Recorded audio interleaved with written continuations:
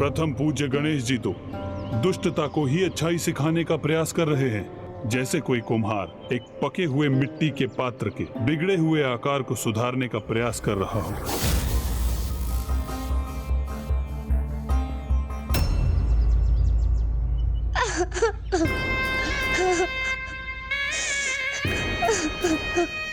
तुम चिंता मत करो मित्र, मैं तुम्हें अच्छाई और बुराई का भेद अवश्य सिखाऊंगा।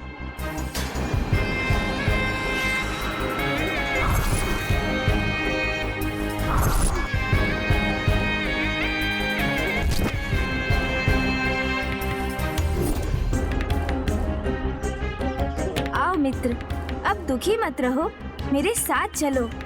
अच्छा, उचित है। सर्वप्रथम अच्छाई को पहचान कर उसे अपने व्यक्तित्व और व्यवहार में आत्मसात करना सीखो। और मित्र, क्रूरता को पहचान कर उससे सदा दूर रहो, क्योंकि वो व्यक्ति के भीतर छिपी दुष्टता का ही प्रतीक है। यदि क्रूरता दुष्टता की प्रतीक है, तो हम संसार के महानतम दुष्ट के अनुयायी हैं।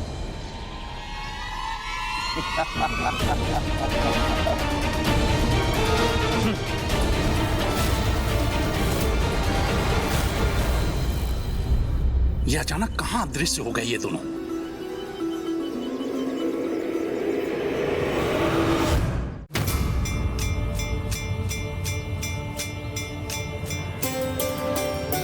ये आप मुझे कहाँ ले आए मित्र? भूमि के उस भाग पर जहाँ भूमि देवी भोजन उत्पन्न करती हैं।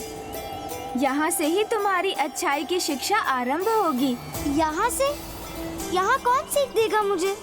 पंच तत्व अर्थात पृथ्वी, वायु, अग्नि, जल, आकाश, अर्थात इन्हीं पंच महाभूतों से उत्तम आचरण का ज्ञान प्राप्त कर हमें इनके गुणों को अपने जीवन में अपनाना चाहिए।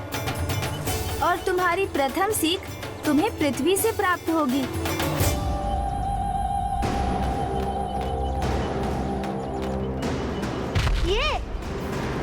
ये पृथ्वी, ये लाचार पृथ्वी वाला मुझे क्या सिखा सकती है? दया, दया और सहनशीलता, पृथ्वी के ये दो महान गुण तुम्हारे भीतर अच्छाई जागृत करने के लिए अति आवश्यक हैं। तुमने माता पृथ्वी को अपने पांव से कुचलकर उन्हें कष्ट दिया, किंतु तुम्हारी इस क्रूरता को सहन करने पर भी तुम्हें अपनी दया से दूर नहीं किया उन्होंने। तुमसे अपने ऊपर स्थित रहने का अधिकार नहीं छीना। और इतना ही नहीं मित्र, वो तो अभी भी तुम्हें और बहुत कुछ प्रदान करेंगी।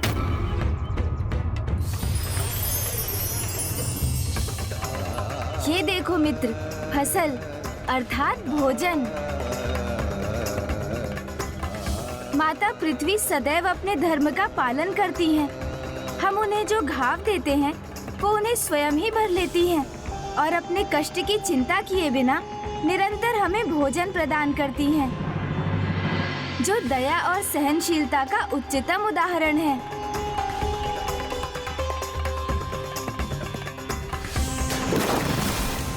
दया और सहनशीलता तो मूर्खता है।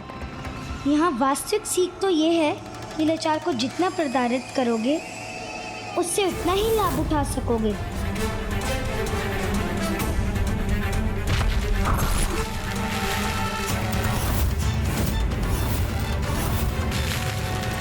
आओ मित्र, अब तुम्हारी अगली सीख के लिए हमें आगे जाना है। चले मित्र।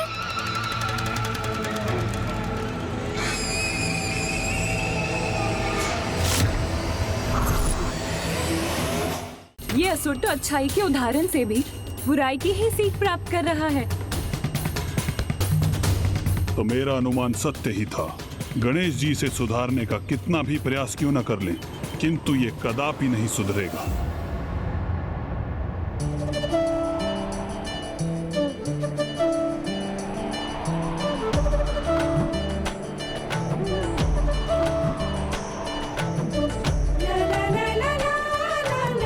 इस वायु प्रवाह का आभास करो मित्र। अब अपनी दूसरी सीख मुक्त पवन से प्राप्त करो मित्र, जिसका मुक्त प्रवाह सर्वत्र व्याप्त रहता है, जो किसी भी जीव जंतु पौधे आदि में कोई भेदभाव नहीं करती। जीव छोटा हो अथवा बड़ा, समानता के भाव से सभी के जीवन को प्राणवायु प्रदान करती है। इसलिए पवन से हमें निष्पक्ष भाव से सभी की सहायता करने की सीख प्राप्त होती है।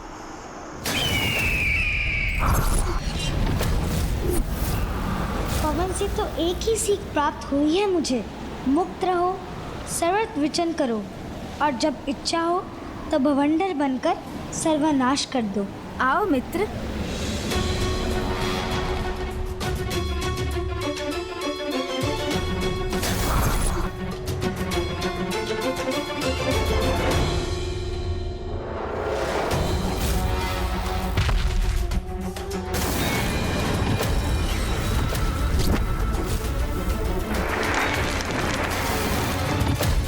चलो मित्र, अब आगे प्रस्थान करते हैं।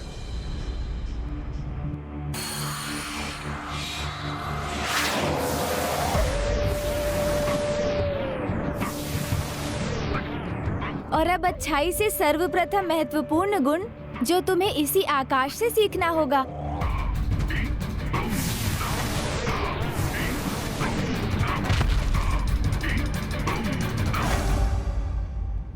सर्वाधिक ऊंचाई पर स्थित आकाश की सीमा ही अनंत विस्तार तो हमारी आत्मा का भी प्रतीक है, क्योंकि आत्मा भी तो अनंत ही है।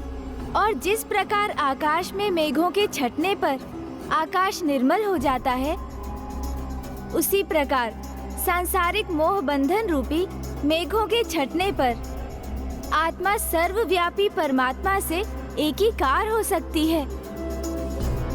अर्थात आकाश से हमें ये सीख प्राप्त होती है कि ईश्वर की संपूर्ण रचना एक ही है। तुम ब्रह्मांड के भाग हो, तो समस्त ब्रह्मांड तुम में ही समाहित है।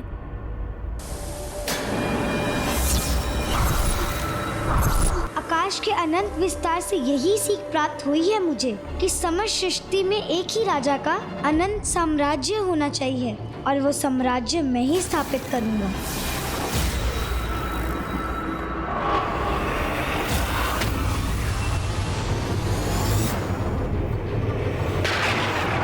जो स्वयं प्रथम पूज्य गणेश द्वारा प्रदान किए गए ज्ञान को ग्रहण करने में अक्षम है, उससे भला क्या आशा की जा सकती है। इसीलिए इस बालक भंड कुमार के आचरण में किसी सुधार की कोई संभावना नहीं है। गणेश तो उसे सभी उत्तम गुणों की सीख दे रहे हैं, और वो उनके अर्थों का अनर्थ कर उनके उत्तम सीखों से बुरा ही आत्मसात कर रहा है। माता पराशक्ति ने सर्वथा उचित कहा था, नियति को कोई परिवर्तित नहीं कर सकता। न तो ये भंड कुमार स्वयं में कोई परिवर्तन लाएगा, और न ही सृष्टि का वो संकट टलेगा जो ये अधर्मी उत्पन्न करने जा रहा है। अब तो यही उचित होगा कि गणेश जी इसकी वास्तविकता को पहचान कर उसके अनुरूप व्यवहार करें। ये मुझे किस प्रकार के अनिष्ट का आभास हो रहा है?